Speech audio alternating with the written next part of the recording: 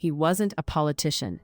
He'd never made a political speech, never even voted in an election. But on January 20th, 1870, a minister stood to deliver the opening prayer in the Mississippi State Senate, and what happened next changed American history forever. Stay until the end to discover how one prayer opened the door that had been locked for centuries. It's February 25th, 1870, in Washington, D.C. The United States Senate chamber is absolutely packed. There's not an inch of standing room. People are pressed shoulder to shoulder in the galleries. Everyone in America knows what's about to happen, and half the country doesn't want it to. Hiram Rhodes Revels, a 42-year-old minister and schoolteacher from Mississippi, is about to take the oath of office as the first African-American United States Senator in history. But here's what makes this moment extraordinary. Just 6 weeks earlier, Hiram Revels wasn't even thinking about politics. He was a preacher, a teacher, a man who dedicated his life to education and ministry, traveling through 9 states before settling in Natchez, Mississippi after the Civil War. He'd served as a chaplain for African-American troops. He'd founded schools for freed people. He'd built churches. Politics? That was for other people. Congressman John R. Lynch later wrote that Revels was comparatively a new man in the community. He had never voted, had never attended a political meeting, and of course, had never made a political speech. So how does a man who's never even voted become a United States Senator in 6 weeks? It starts with a prayer. On January 20th, 1870, the Mississippi State Legislature opens its session. They ask Reverend Revels to deliver the invocation. He stands before lawmakers, both black and white, in a room that 5 years earlier would never have allowed him through the door. And he prays. Lynch described it as one of the most impressive and eloquent prayers that had ever been delivered in the Senate chamber. It wasn't just words. It was hope made audible, faith transformed into vision, a roadmap from what was to what could be. When Revels finished, something shifted in that room. The legislators looked at each other. This man wasn't just educated. He wasn't just eloquent. He was exactly what America needed to see in this moment. Within days, Revels is nominated for the United States Senate. The vote is 85-15. He's going to Washington to fill a seat that's been empty since 1861, when its previous occupant resigned to become President of the Confederacy. That's right. Hiram Revels is taking Jefferson Davis's former seat. But when he arrives in Washington, the fight begins. For 3 days, Southern Democrats have argued that he can't be seated. They cite the Dred Scott decision, claiming African Americans aren't citizens. They say even if he is a citizen now, he hasn't been one for the constitutionally required 9 years. Senator Charles Sumner rises to his feet. The time has passed for argument, he declares. For a long time, it has been clear that colored persons must be senators. All men are created equal, says the Great Declaration, and now a great act attests this verity. Today, we make the Declaration a reality.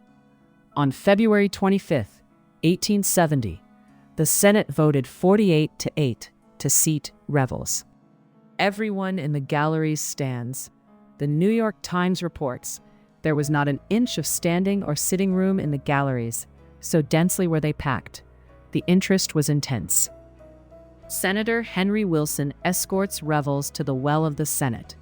At 4:40 p.m., Hiram Rhodes Revels raises his right hand and takes the oath of office. A minister who never sought power becomes the first African American to serve in the highest legislative body in the land. And he does it with the same grace, moderation, and wisdom that made people listen to his prayer. He fights for desegregation in schools and on railroads. He advocates for the rights of freed people. But he also calls for amnesty for Confederates who pledge loyalty, believing in reconciliation over revenge. Revels serves just 1 year, then chooses to leave politics to become the first president of Alcorn State University, the first land-grant college for African Americans. He spends the rest of his life doing what he always did best: teaching, preaching, building up rather than tearing down. But that 1 year, that one moment, that one prayer changes everything. It opens a door that some tried desperately to keep locked. From that prayer in Mississippi to that oath in Washington, Hiram Revels shows America that the content of your character matters infinitely more than the politics of your past. As of today, only 14 African Americans have ever served in the United States Senate. Revels was first. And he got there not through ambition or political maneuvering, but through a prayer that reminded everyone in the room what America was supposed to become. From a prayer that moved hearts to an oath that moved history, all because one man lived so authentically that when opportunity came, everyone knew he was ready. Hiram Revels didn't campaign for that Senate seat. He didn't scheme for it.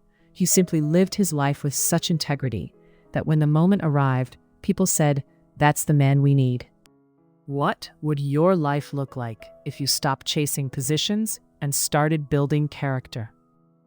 What if the legacy you're creating isn't about the titles you hold, but the person you become when nobody's watching?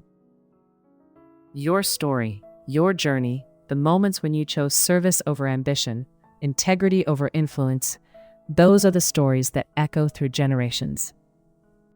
Those are the moments your children and grandchildren need to understand. Not that you were perfect, but that you were present. Not that you were powerful, but that you were principled. Join our History Sparks community by subscribing to this channel. Every single day, we share stories proving that character opens more doors than cunning ever could. Here's my question for you. What moment in your life showed you that who you are matters more than what you've achieved? When did your integrity speak louder than your ambition? Share that story in the comments. Someone needs to hear it today. And I'm creating a free guide to help my subscribers capture exactly these kinds of family stories. The moments when character mattered more than credentials, when service trumped self-promotion. Would you want access to that? Let me know below. Remember, Hiram Revels never voted before becoming a senator, but he lived in a way that made people trust him to represent millions. What are you building when nobody's keeping score?